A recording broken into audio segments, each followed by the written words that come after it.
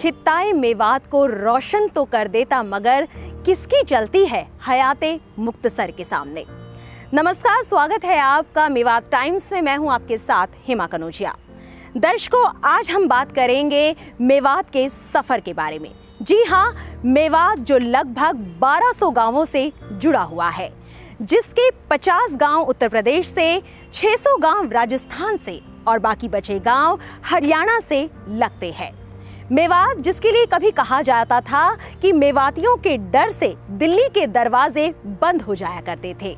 मेवाती जो ना कभी अंग्रेजों के सामने झुके और ना ही कभी मुगलों के सामने, लेकिन देश विभाजन के समय इन्हीं मेवातियों को बहुत से नुकसानों को झेलना पड़ा था और तब से लेकर अब तक उनका क्या सफर रहा, आइए जानते हैं। जब ये तय हो गया कि मुस्लिम पाकिस्तान जाएगा और हिंदू हिंदुस्तान में ही रहेगा, तो उस समय 36 बिरादरी के संगम से बना मेवात बिखर कर रह गया। जो पढ़ा लिखा वर्ग था वो पाकिस्तान चला गया और जो बाकी बचे लोग थे वो हिंदुस्तान में ही रह गए। तब उस वक्त चौधरी यासीन खां और उनकी टीम ने उन लोगों को मेवात में बसाने का काम किया। जहां मेवात की बहादुरी के पहले बड़े बड़े कसीदे पढ़े जाते थे, वहीं अब ये लाचार सी नजर आने लगी थी। पहले ये कौम अंग्रेजों से जूझ रही थी, वहीं अब अलग अलग नेता इनके साथ खेल खेलने में व्यस्त थे। अब इस कौम को तलाश थी एक ऐसे इंसान की जो राजनीति में तो आए, लेकिन वक्त के राजनेताओं की तरह तानाशाह ना हो, और इनकी ये तलाश खत्म हुई चौधरी रहीम खां पर। रुके तो फूल, चले तो हवाओं जैसा था, वो शख्स धूप में छांव जैसा था। चौधरी रहीम खां का जन्म नेक सिफत निवाज खां के घर 14 फरवरी सन 1923 को काठपुरी सुल्तानपुर में हुआ। ब्रिटिश दौर में उन्होंने फौज में काम किया। 1945 बर्मा की जंग में चौधरी रहीम खां को युद्ध पदक से नवाजा गया। गांव वालों की मोहब्बत ने नौकरी से इस्तीफा देने पर मजबूर कर दिया और फिर शुरू हुआ राजनीति में फक्र का सफर। जो आज का यासीन मेयो स्कूल है, उस वक्त ये ब्रेन मेयो हाई स्कूल के नाम से जाना जाता था। उन्होंने वहां से मैट्रिक की और मैट्रिक करने के बाद आप जो है वो सेना में भर्ती हो गए देश की सेवा करने के लिए। फिर आप जो है वापस नौकरी छोड़कर वापस आ गए। वापस आने के बाद उन्होंने यहाँ सेक्रेटरी के पद पे भी, जो कोऑपरेटिव सेक्रेटरी है, जो आज भी है मौजूदा सेंट्रल कोऑपरेटिव बैंक में, उन्होंने वहाँ सर्विस ज्वाइन की और काफी दिन तक लोगों की, मेवात के लोगों की उन्होंने सेवा की। जहां तक मुझे ज्ञान है, इसके बाद सबसे छोटी पंचायत, मेंबर पंचायत या सरपंच कह लीजिए, ग्राम पंचायत के आप जो है वो सरपंच बने। उसी दौरान जिस वक्त आप सरपंच बने गांव के, तो सन 65 के अंदर आप जो है पुराना ब्लॉक के चेयरमैन बने। उसी के साथ सन 65 के बाद सन 67 में उन्होंने पहली दफा जो है हरियाणा असेंबली के इलेक्शन लड़ा।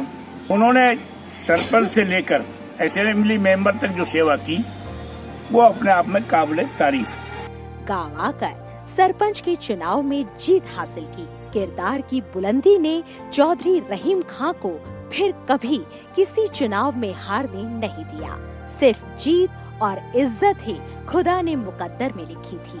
2 बार ब्लॉक समिति चेयरमैन और 1962 में मार्केट कमेटी के प्रधान बने। सन 1967 में नूह से पहली बार चौधरी रहीम खां विधायक और उप मंत्री हरियाणा चुने गए। 1972 में फिर नूह से विधायक, 1982 में गुड़गांव से विधायक और बिजली, सिंचाई और वक्फ मंत्री बनाए गए। मेरा नाम जावेद खान है और मैं फिलहाल ऑल इंडिया मेयो सभा को कार्यवाहक अध्यक्ष के रूप में देख रहा हूँ। जहाँ तक मैनिफेस्टो की बात है, तो हम लोग जो है मुद्दों की राजनीति कर रहे हैं और मेरे दादा मरहूम चौधरी रहीम खां साहब जो थे, उन्होंने पहली बार मेवात में मुद्दों की राजनीति की शुरुआत की। उन्होंने यहाँ के लोगों को उस टाइम पर ये सिखाया कि किस तरह से हक मांगे जाते हैं और उन्होंने एक मुहिम शुरू की और सन 1986 में ऑल इंडिया मेयर सभा की तामीर की। किरदार के धनी रहीम खां का आदर्श राजनीतिक सफर यहीं पर खत्म नहीं होता, बल्कि दराज होता हुआ संसद तक चला जाता है। उन्हें फरीदाबाद लोकसभा सीट से देश की सबसे बड़ी पंचायत में भी मेवात की मौजूदगी दर्ज कराने का गौरव हासिल है। उनकी मंशा थी कि मेवात को रेलवे लाइन से जोड़ा जाए, मेवात में मेडिकल कॉलेज की स्थापना की जाए, मेव मुसलमान जो हैं उनको कॉलेजेस में, सरकारी नौकरियों में और जो सेमी गवर्नमेंट जॉब्स जो हैं उनके अंदर रिजर्वेशन दिया जाए, फौज के अंदर मेव बटालियन अलग से तामील की जाए, मेव कम्युनिटी को शेड्यूल ट्राइब का दर्जा दिया जाए और इसके अलावा वो एक यूनिवर्सिटी मेवात में चाहते थे ताकि यहाँ के जो अनपढ़ लोग हैं वो अपने हक को मांगना सीख जाएं। देश के बंटवारे से बुरी तरह प्रभावित मेवात को फिर से तरक्की की धारा में जोड़ने के लिए चौधरी रहीम खां ने सन 1973 में ऑल इंडिया मेव सभा का गठन किया।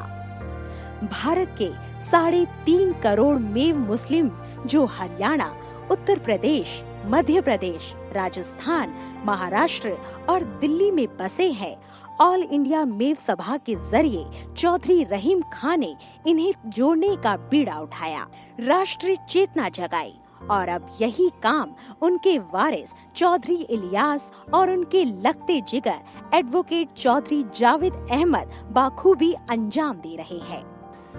मरहूम चौधरी साहब के इंतकाल के बाद मेरे वालिद साहब ने उनकी मुहिम को बरकरार रखा।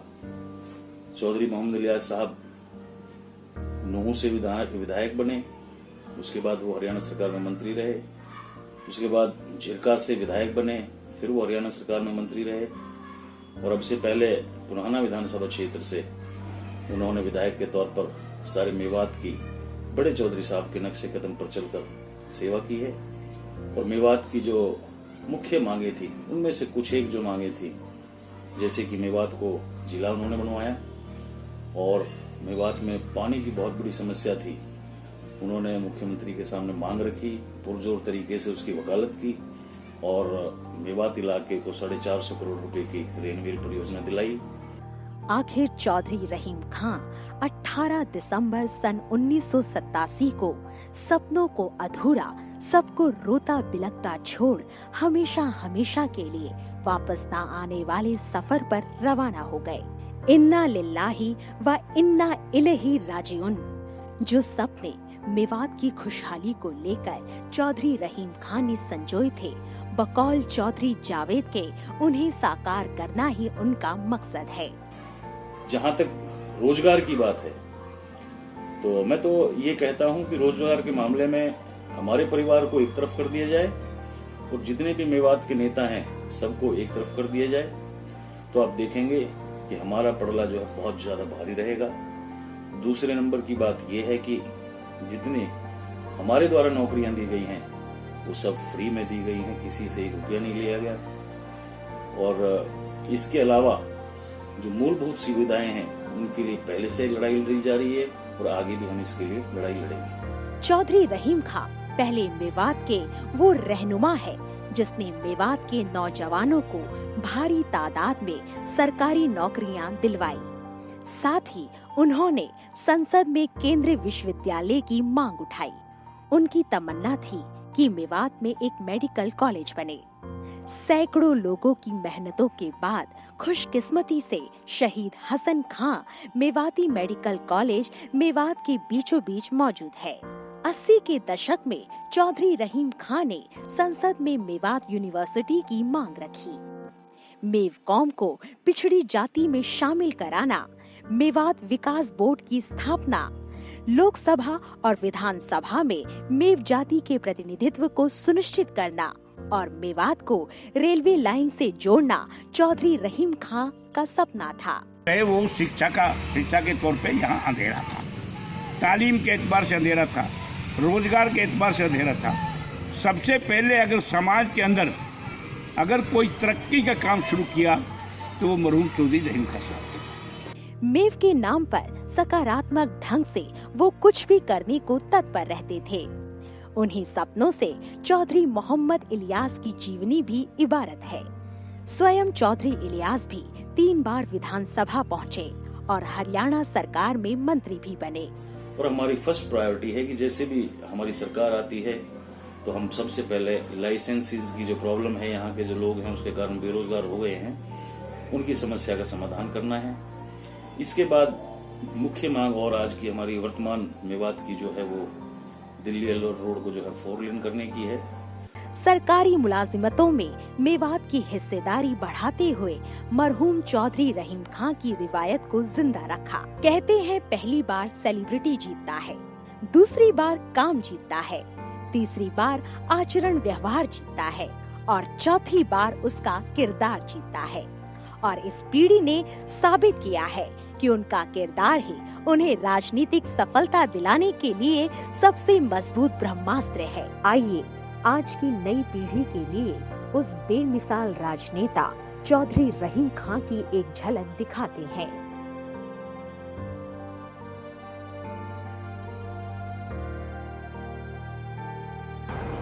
प्रधान साहिबा और हमारे अरब ममालिक के आए हुए अम्बेसडर साहिबान, बुजुर्ग और भाइयों, आज अल्लाह का करम है कि हम सब भाई यहाँ अपने फलस्तीन भाइयों की हमदर्दी में इकट्ठे हुए हैं। अल्लाह ताला उनको अपनी रहमत कामला से, इसराइली जुल्म तशद्दुद से बरी फरमाए और उनके बच्चों को, उनकी औरतों को और उनके तमाम अवाम को जो जुल्म इसराइली उनके साथ कर रहे हैं उससे अल्लाह ताला उनको बरी फरमाए और उनको आजादी का मौका नसीब फरमाए।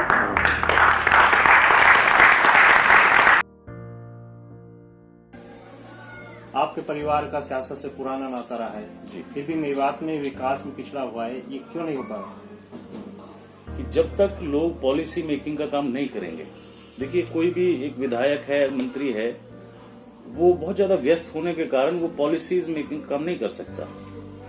तो मेरा अपना ये मानना है कि जब तक अच्छे लोग, पढ़े लिखे लोग अपने अपने जो स्पेशलाइज्ड फील्ड्स हैं उनके अंदर से अपने इश्यूज को लेकर अपनी पॉलिसी फ्रेमिंग का काम नहीं करेंगे, जब तक मेवात का विकास होना असंभव है। तो मेरी ये अपील है खासतौर पे मेवात के जो बुद्धिजीवी लोग हैं, पढ़े लिखे लोग हैं, उनसे कि आप आइए, जो पॉलिसीज, आपकी जो प्रॉब्लम्स हैं, आप उन प्रॉब्लम्स का सॉल्यूशन आप लेके आइए, हमें बताइए कि हम किस तरह से आपके साथ कदम से कदम मिलाकर चल सकते हैं। तो जहां तक स्ट्रगल की बात है, हम लोग करने को तैयार हैं, कर रहे हैं, लेकिन बात यह है कि आप लोग हमें जब तक गाइड नहीं करेंगे, क्योंकि प्रॉब्लम्स जो है इंडिविजुअल हो सकती हैं, डिपार्टमेंटल हो सकती हैं, रीजनल हो सकती हैं। तो मेवात के जो बुद्धिजीवी लोग हैं, वकील हैं, इंजीनियर हैं, एडवोकेट्स हैं और गवर्नमेंट एम्प्लॉइज हैं, उनसे मेरी स्पेशल रिक्वेस्ट है कि आप अपना जो भी आपका फील्ड है, आप प्रॉब्लम्स को लेके आइए, पॉलिसी फ्रेमिंग कीजिए कि इस इशू का इस तरह से वे आउट है। तो हमें उस इशू को लेकर चाहे सड़क पर, संसद पर, जहां तक भी जाना पड़े, हम वहां उसके लिए संघर्ष करेंगे। मायने में तो जो उन्होंने देश की, प्रदेश की खिदमत की, शायद उतना हम नहीं कर पाए, लेकिन फिर भी मापत पोत पितापत घोड़ा, घड़ा नहीं तो थोड़े चढ़ा। उन्हीं की दुआओं के तुफैल से मैंने जितना उनकी जिंदगी से सीखा। अभी कई कर्ज चुकाना बाकी है, कुछ दर्द मिटाना बाकी है। रफ्तार में तेरे चलने से कुछ रूठ गए, कुछ छूट गए। रूठों को मनाना बाकी है, रोतों को हंसाना बाकी है। कुछ रिश्ते बन के टूट गए, कुछ जुड़ते जुड़ते छूट गए। उन टूटे छूटे रिश्तों के जख्मों को मिटाना बाकी है। अभी कई कर्ज चुकाना बाकी है। अब वक्त है खिराजे अकीदत पेश करने का, फिर से उन जैसा आदर्श रहनुमा ढूंढने का, और उन जैसा रहनुमा ढूंढ लेना ही रहीम खां के लिए सच्ची श्रद्धांजलि होगी। फिलहाल मेवात टाइम्स की इस खास पेशकश में अभी के लिए बस इतना ही। मुझे दीजिए इजाजत। नमस्कार।